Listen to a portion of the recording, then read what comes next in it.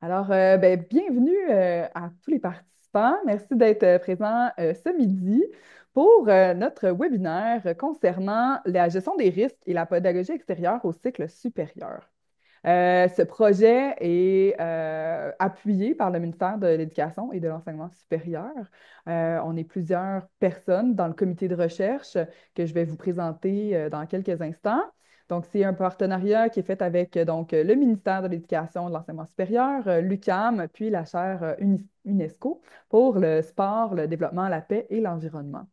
Je trouvais important de signifier à tout le monde qui participe que plusieurs éléments de contenu qui sont présentés aujourd'hui font partie intégrante d'une formation qui est offerte par la FEPEC, qui s'appelle Formation en gestion de risque en enseignement en contexte de plein air. Plusieurs éléments ont été repris et c'est avec leur accord, évidemment, qu'on en fait la promotion aujourd'hui. Alors, à titre d'information, sachez que la présentation est enregistrée pour favoriser un visionnement ultérieur. Ce sera donc disponible sur la chaîne YouTube de ProfTech. Alors, si vous souhaitez vous abonner à cette chaîne, n'hésitez surtout pas comme indiqué ultérieurement. Donc, vous pouvez prendre la parole, poser vos questions tout au long de la présentation. Sachez que ce sera enregistré et que seule la période de questions en fin de rencontre sera faite de manière plus personnelle, non enregistrée. Alors voilà. L'équipe de recherche là, a créé plusieurs webinaires depuis le début de l'année scolaire 24-25. Donc, on a différentes collègues à moi qui ont abordé les thématiques suivantes, donc la technologie et les liens avec l'enseignement en extérieur au cycle supérieur, le bien-être, la conscience environnementale, l'interdisciplinarité, les approches pédagogiques. Et aujourd'hui, on est le dernier bloc, donc la gestion des risques. Alors, vous voyez ici le lien vers la série de ProfTech, dont je vous parlais tout à l'heure pour le YouTube. Alors, vous devriez le trouver assez facilement si vous collez cette information-là dans votre moteur de recherche. Alors, à propos de nous, on a une équipe de recherche plus vaste, mais on est quatre personnes qui ont réalisé les webinaires pour cette portion du projet de recherche. Je vais vous présenter rapidement mes collègues qui ne pouvaient malheureusement pas être des nôtres, dû à un horaire bien chargé, eux autres aussi aujourd'hui, mais qui ont contribué au projet. Alors, on a Holly McIntyre qui enseigne depuis plus de 20 ans dans le contexte collégial en éducation physique, mais qui a enseigné aussi là, dans une technique en tourisme d'aventure à l'époque. Elle s'intéresse beaucoup à la pédagogie extérieure et au bien-être du personnel enseignant. Elle a fait sa maîtrise à ce sujet d'ailleurs. Charlotte Hubner est aussi enseignante d'éducation physique au collégial. Elle a fait sa maîtrise en sciences de l'activité physique, et puis son domaine de recherche à elle, c'était plutôt l'impact des technologies numériques sur les activités en plein air. Euh, En ce qui concerne Laurence Couture-Wilhelmy, elle enseigne depuis maintenant 7 ans en éducation physique, tant au primaire qu'au secondaire, plus particulièrement en milieu urbain. Elle a fait sa maîtrise en lien avec l'activité physique, puis elle poursuit maintenant son doctorat, puis elle s'intéresse plutôt là, aux effets que la pédagogie extérieure ont sur les étudiants et aussi sur les personnes enseignantes. Et pour ma part, Joanie Beaumont, présentatrice aujourd'hui. Je suis enseignante en éducation physique et à la santé maintenant au collégial, mais j'ai enseigné dans tous les ordres d'enseignement là, depuis ma carrière. J'ai été conseillère pédagogique aussi pendant quelques années. Puis, je suis responsable plein air à la FEPEC, donc j'ai un chapeau justement qui concerne la gestion des risques en milieu scolaire pour les activités qui se déroulent en plein air. C'est une des raisons pour lesquelles c'est moi qui vous présente ce sujet aujourd'hui d'ailleurs.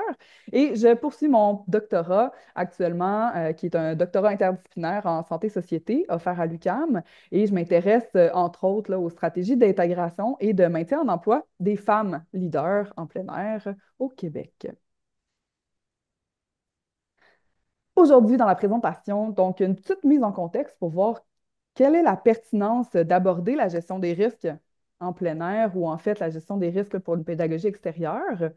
Quels sont les rôles et responsabilités des différentes parties prenantes? Un bref portrait des compétences à développer. Les définitions des risques et des dangers. Qu'est-ce qu'on peut aborder en termes de sécurité active et passive? L'importance d'aborder l'acceptation et la communication des risques. Puis, je vais vous partager en fin de rencontre là, une diversité de ressources de formation pour aller plus loin. Puis, on aura une période de questions. Est-ce que jusqu'à maintenant, tout va bien pour vous? Excellent. Excellent.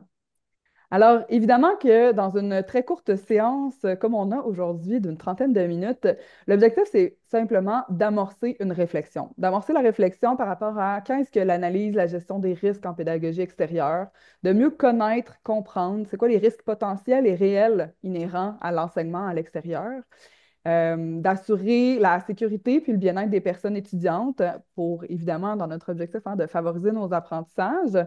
Puis, ben, surtout de tendre vers une réflexion qui va nous amener à faire un équilibre entre les risques, les bienfaits, les apprentissages. Évidemment, les participants qui sont ici en ce moment, ben, vous êtes des gens qui œuvrent dans le domaine depuis plusieurs années. Vous avez probablement plusieurs cordes à votre arc, mais comme ce visionnement pourra être fait avec des gens qui sont peut-être débutants dans le domaine, ou intermédiaire, je vais tenter aujourd'hui de brosser un portrait qui pourrait correspondre à une plus grande population. Alors, n'hésitez pas, peut-être qu'il y a des exemples qui seront peut-être un peu plus loin de votre pratique, mais je vais tenter d'avoir un étendu, en fait, d'exemples là, qui va pouvoir répondre à une diversité de besoins. Donc, mise en contexte, la pédagogie extérieure, elle est réellement en plein essor au Québec. On ne cesse de voir l'augmentation de différents projets, que ce soit justement au primaire, au secondaire, au collégial ou au cycle supérieur universitaire même. Donc, on voit qu'il y a vraiment de plus en plus d'individus qui veulent enseigner hors des murs de l'école. Toutefois, la pédagogie extérieure au cycle supérieur reste peu étudiée. Donc, je vais vous montrer quelques tableaux là, qu'on a tirés d'un projet de recherche très récent à ce sujet, ce qui va nous présenter effectivement qu'il y a quand même une grande diversité de disciplines et de programmes qui font usage de la pédagogie extérieure au cycle supérieur au Québec. On a aussi eu la chance de voir qu'il y a une diversité de lieux de pratique. Donc, les cours vont s'offrir dans des contextes très variés. Ce qui entraîne en fait une analyse puis une gestion des risques qui doit être adaptée à toutes ces possibilités-là, donc à chaque situation. Alors, le projet de recherche qui a eu lieu dans la dernière année et demie avait pour intention justement de recenser les différentes pratiques pédagogiques au cycle supérieur qui se faisaient à l'extérieur des murs de l'école. Notre objectif, c'était entre autres, puis je ne vous ferai pas une synthèse de l'étude, mais je vous présentais les travaux qui étaient le plus pertinents, je trouvais, pour bien camper notre objet aujourd'hui. C'était de voir, est-ce qu'il y a des différences entre les programmes qui vont utiliser l'enseignement extérieur par rapport au collégial, par rapport à l'université? Est-ce qu'il y a une grande diversité? Donc, c'est ce qui nous a permis, en fait, de prendre connaissance des résultats suivants. Donc, ce qu'on se rend compte, c'est que l'éducation physique, d'un point de vue collégial, est grandement représentée. Donc, on voit que c'est une discipline là, qui utilise beaucoup l'enseignement à l'extérieur. Ensuite, on a la technique d'éducation à l'enfance, technique d'éducation spécialisée. On voit aussi que la littérature, donc avec grande surprise, mais intérêt, on dirait, qui a utilisé cette pédagogie-là. Et bon, ben, le tourisme d'aventure, évidemment, on n'est pas très surpris puisque c'est le cœur de leur projet, hein, d'être en intervention à l'extérieur. Donc, pour nous, ça faisait sens. Puis vous voyez ben, qu'il y a une liste d'autres programmes qu'ils utilisent au collégial. Du côté universitaire, ce qui est ressorti en grande importance, ben, c'est entre autres là, le baccalauréat en intervention en plein air. Il y a le volet éducation relative à l'environnement qui utilise la pédagogie extérieure, puis plusieurs bacs en enseignement au secondaire, ainsi que l'éducation physique et à la santé. Il y a des programmes de deuxième cycle aussi là, qui ont lieu maintenant depuis quelques années là, dans différentes institutions, puis ils ont été d'ailleurs représentés dans l'étude.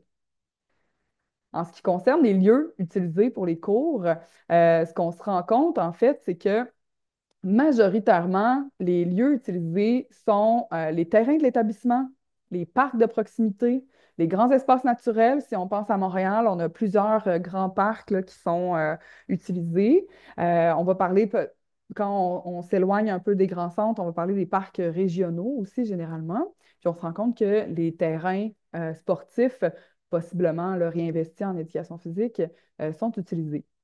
Et on a une autre catégorie de lieux qui semble faire une plus grande importance aussi. Donc, ce sont les terrains boisés, les forêts périurbaines ou les milieux naturels éloignés et sauvages.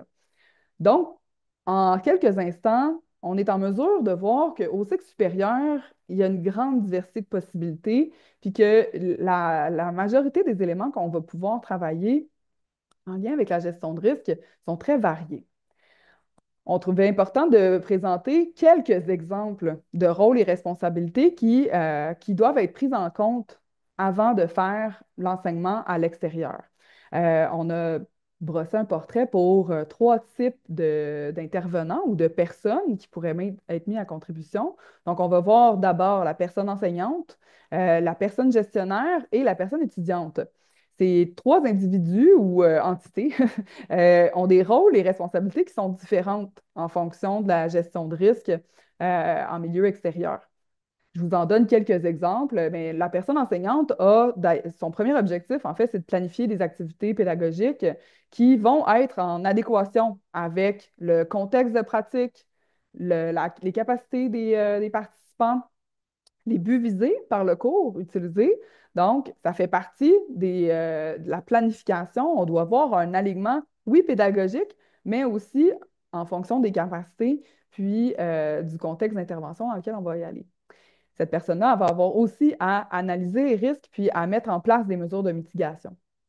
Ça va être important que cette personne s'assure de bien élaborer la communication des risques à l'ensemble des personnes qui vont être impliquées, puis de partager aussi la responsabilité durant la planification, le pilotage du cours et a posteriori, donc avec les étudiants, les accompagnateurs et accompagnatrices, etc. La personne enseignante a évidemment un devoir d'encadrer l'activité d'apprentissage, d'établir des règles claires, mais aussi de les faire respecter. Puis même si on a un public au collégial et université là, qui est majoritairement majeur, ça ne veut pas nécessairement dire qu'on n'a pas à répéter certaines consignes de sécurité là, à maintes reprises durant un cours. Puis bien évidemment, dans certains cas, la personne enseignante là, aura peut-être à intervenir aussi en cas d'urgence.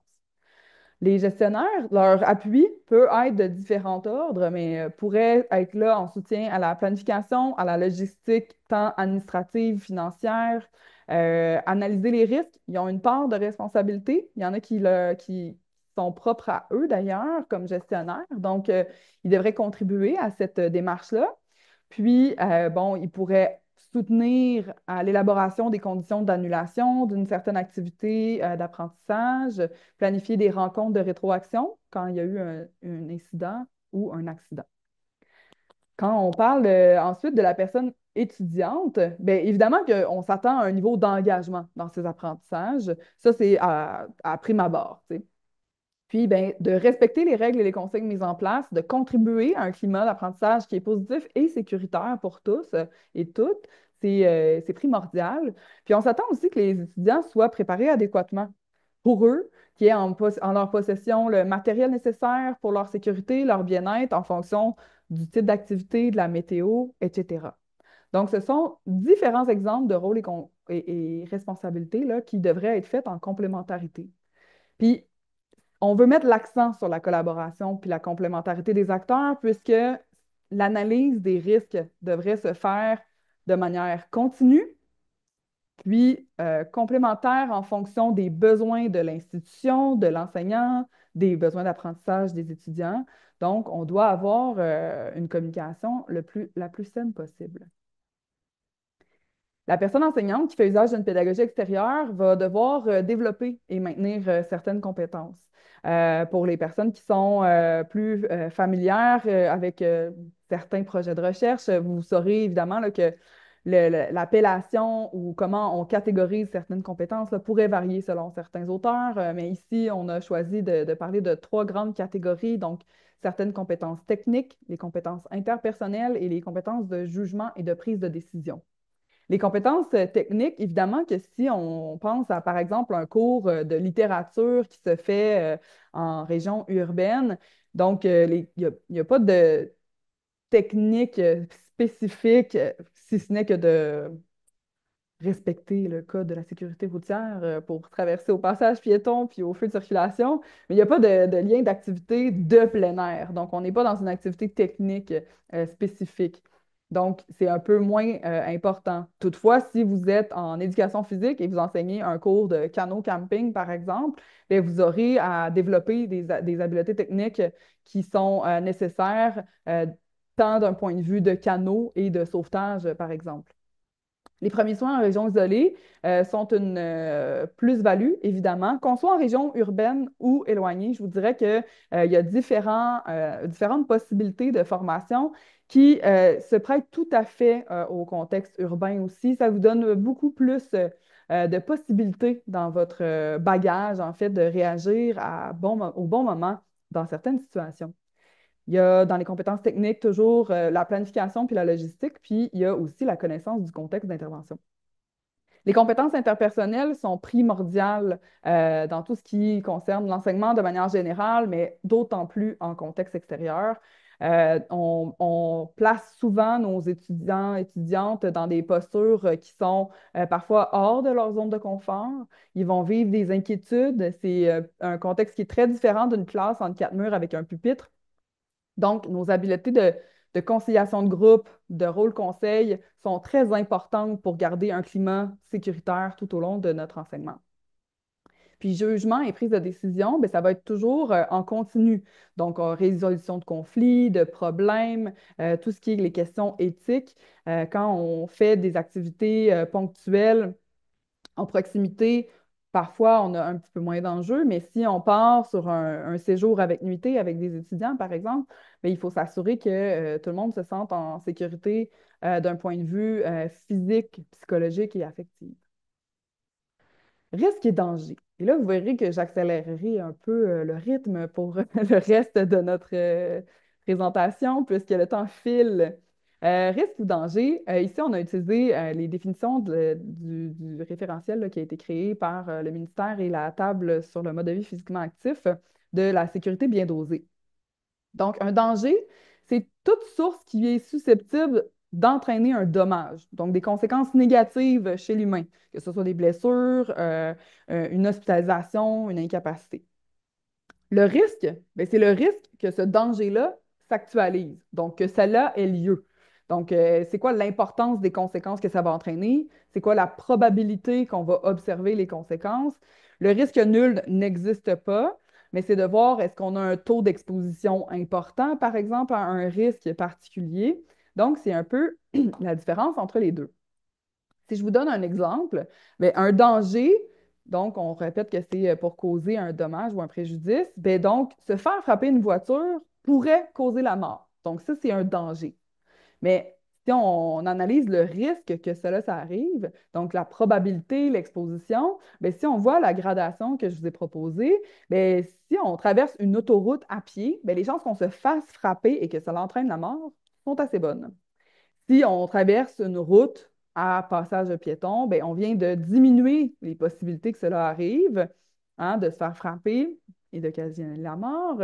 C'est pas impossible, mais on diminue le risque puis on diminue possiblement les conséquences puisque les voitures, normalement, devraient être à moindre grande vitesse. Même principe avec le dernier exemple, traverser un sentier qui est balisé en randonnée pédestre où les seuls éléments qui pourraient peut-être croiser notre route sont des VTT, bien, on vient aussi de diminuer le risque. Alors voilà, c'était un exemple pour camper un peu ça.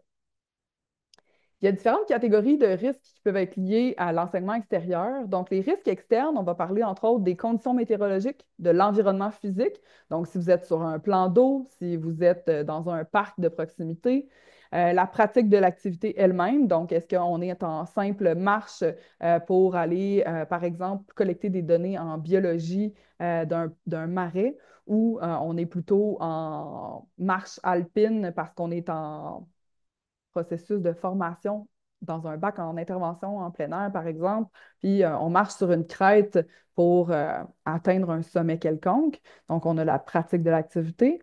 Puis on a aussi les humains, hein, les autres utilisateurs, les personnes qu'on va croiser sur notre route, etc. Donc, ça, ce sont les différentes catégories de risques possibles. On a aussi les risques interne.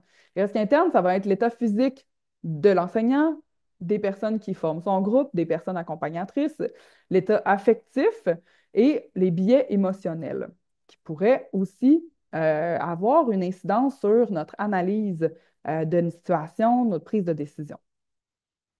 On a parlé des risques et du danger. Maintenant, si on s'attarde à la sécurité, ben, l'OMS nous indique que la sécurité, c'est l'état où les dangers et les conditions pouvant provoquer des dommages, comme on l'a dit tout à l'heure, sont contrôlés de manière à préserver la santé puis le bien-être des individus ou de la communauté. Si on s'attarde à une logique d'enseignement, bien, il y aurait comme deux grandes catégories. Sécurité passive, sécurité active. La sécurité passive, c'est lorsque la personne enseignante, c'est elle qui contrôle l'ensemble des paramètres, qui met des règles en place pour s'assurer d'une sécurité lorsque les règles, les consignes sont respectées. Donc, ça va être une harmonisation de l'espace, par exemple. Une sécurité active, c'est où on va plutôt enseigner aux apprenants comment assurer leur propre sécurité dans un contexte. Donc, par exemple, j'enseigne en randonnée pédestre hivernale, donc d'enseigner les méthodes pour garder sa chaleur, quelles sont les méthodes pour éviter les pertes de chaleur. Bien, on vient de jouer sur une sécurité active parce que au fur et à mesure de l'activité, normalement, les étudiants devraient être en pratique autonome, devraient être en mesure de savoir quand est-ce ajouter une couche de vêtements, quand est-ce en retirer une, l'importance de rester au sec, etc.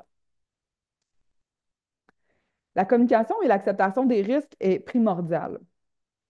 C'est quelque chose qu'on parle de plus en plus. Ce qui est important, c'est d'avoir fait un inventaire exhaustif des risques possibles de notre activité, puis de communiquer aux personnes qui vont participer ces risques-là, de manière à ce que, idéalement, à l'écrit, ils disent s'ils acceptent ou non de participer à cette activité, ce cours, etc. Ce qui est important, c'est de s'assurer du niveau de compréhension pour être certain que la personne prenne une décision en toute connaissance de cause. Parfois, dans certains contextes, par exemple, dans une situation où vous avez plusieurs personnes étudiantes qui sont issues de l'immigration, ça va être important de voir est-ce que leur compréhension d'un certain territoire visité est suffisamment bonne pour qu'ils prennent une décision éclairée. Donc, si on n'est pas certain, ça pourrait être en montant des images, en ayant faire une sortie préparatoire avec eux pour voir le contexte. Donc, ce qui est important, c'est de s'assurer que la compréhension, elle est pleine et entière. En conclusion, vous comprendrez que c'était bref, mais la gestion de risque, c'est une démarche itérative. Elle devrait être réalisée en collaboration avec différentes parties prenantes. Elle devrait évidemment être ajustée en fonction du contexte d'enseignement, de notre clientèle, de nos objectifs d'apprentissage et évidemment revue régulièrement en fonction des besoins. Il y a une foule d'outils, de références qui existent déjà pour aller plus loin dans votre questionnement par rapport à la gestion des risques en enseignement extérieur.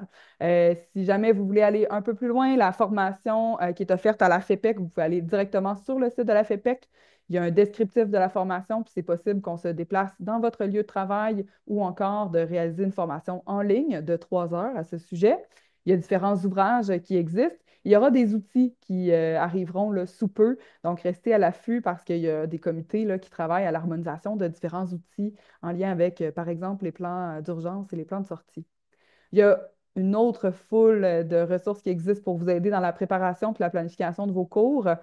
Donc, ce sont plein de liens cliquables. La présentation est enregistrée, donc déposée sous peu en ligne. Alors, vous pourrez aller voir quels sont les liens à télécharger à ce sujet. Et pour aller encore plus loin, il y a différentes formations, que ce soit en premier soin en région isolée, par rapport à certaines activités de plein air, qu'on parle de randonnée pédestre, de canot-kayak, de kayak de mer, de voile, etc. Chacune des fédérations de plein air offre de la formation en tant que pratiquant ou encadrant. Ça reste intéressant. Puis, plusieurs établissements scolaires offrent des formations avancées, qu'on parle d'AEC, de techniques de baccalauréat ou encore de diplômes d'études supérieures et spécialisées. Donc, n'hésitez pas à aller consulter l'ensemble de ces ressources. Merci beaucoup de votre participation. Puis, je vais arrêter maintenant l'enregistrement.